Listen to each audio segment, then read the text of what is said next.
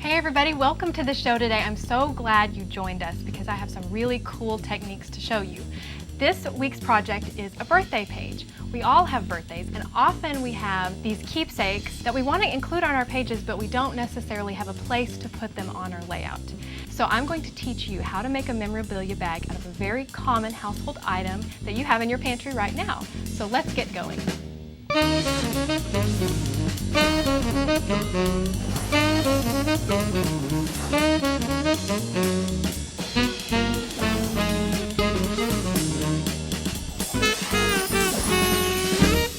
First, you need a generic brand bag, and you also want it to be a freezer bag because they're sturdier than normal baggies. I took my craft knife and I cut off the top edge because we're not going to use this.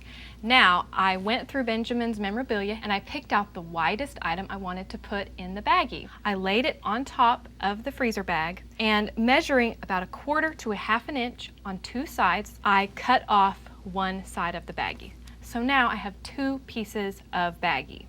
This piece we're not going to discard because we're actually going to use it in a moment, so I'm going to put it over here. Now, I want to make a pocket out of this bag. So what I'm going to do, I'm going to take some scissors and I'm going to cut down this side seam right here, about 2 inches down, right along that edge. Now I have two flaps. Now I have my two flaps, I glued them down and I creased them. And now what I want to do is hem them with my sewing machine. I have one that I've already hemmed on the top, the front flap and this back flap, and now we're going to work on the side seam. I'm going to do the same thing with the glue that I did before. I'm just going to run it along and just fold it down. Now we're going to sew the side seam on our bag using the Singer sewing machine. The cool thing about this model is that it has 30 different stitches. It's also electronic, and so you just punch a button and you can change your stitch. We're going to go pretty slow on this. We don't want the plastic bag to slip and slide around since it isn't something that we normally sew on. Here is our sewn memorabilia bag. And the next step that I'm going to do is we're going to add what's called a grommet. We're going to put a little cutting mat underneath the baggie. I'm taking my cutting knife. I'm going to make a teeny tiny little X in the center of the back flap. Make sure you're doing this in the back flap. And now we're going to take our grommets. There's a front and then there's a back. So I'm going to put the front through the front, put the back onto the back. And they just snap together. See, they even stay. This is a little tool. It's almost like a really big eyelet setter. And this part of the grommet setter fits in the back part of the grommet. Make sure you're putting it on the back. So we need our mallet, and you're going to need to do this on a hard surface. We'll just hammer on top of our grommet, and that sets the two pieces together. I'm going to thread some red ribbon through the grommet. We're just going to tie a knot. I'm actually going to be adding a label, but I didn't want the label to blend in with all the other memorabilia that's going to go inside the bag. So we're going to paint a base of frosting onto the bag. Really, it's not frosting, it's really a white acrylic paint, but I like to think that it's frosting. We're just going to paint in an oval pattern onto this baggie. We're not worrying about being, great painters here. We're just going to swipe it on. We're going to take our extra piece of baggie that I had you save earlier, and we're going to kiss these together. Just lay it directly on top and press down. It adds a nice frosting-like texture. So now we're going to set this aside to dry while we build the rest of our page. I found this pattern paper that has this nice birthday theme, and I temporarily adhered it to the foundation cardstock, and we're going to put it through our machine now. I'm going to sew this paper onto the foundation with a zigzag pattern. I also changed the needle thread to be turquoise. And I actually went a step further. I added this nice green block. I used some pinking shears and trimmed off this top edge, and I thought that it mirrored nicely with this zigzag pattern. I used some red thread and left about 1/4 inch border, and I also used a straight stitch for this block. I'm going to show you how to do a little block too. I have this strip of paper. We're going to adhere it down here at the bottom, and we're just going to sew along this bottom edge with some red thread. I'm going to set down the presser foot and sew using a straight stitch. Make sure I have a straight stitch. I have my red thread and sew a straight line. So So now I have my sewn strip of green paper. Now what we're going to add is our title. I wanted to go with this messy baby theme because it was Benjamin's first birthday and they're really messy when they're one.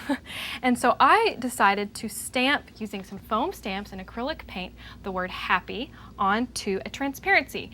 And now we're going to adhere this using some thermal web Zots. These glue Zots are really great for holding heavier items. So what you do is you take your element and just place it on top of the glue and press down. You peel off your element and press down. Now we're going to finish out the words happy birthday with another really cool product by Sukiniko. It's the StazOn ink opaque in cotton white. StazOn has been around for a long time and there's like 20 different colors, but cotton white is new. And the cool thing about this is it dries on non-porous surfaces. You tap your stamp onto the pad and then you're just going to line it up and press down. You're going to lift off. I also wanted to add a childlike quality to this page, make it a little messier.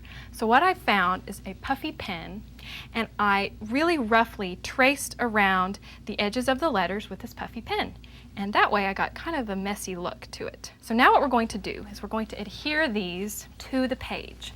We are going to take my cork mat, slide it underneath, and this needle tool. And we're going to poke all the way through all of these layers right where we want that eye to go.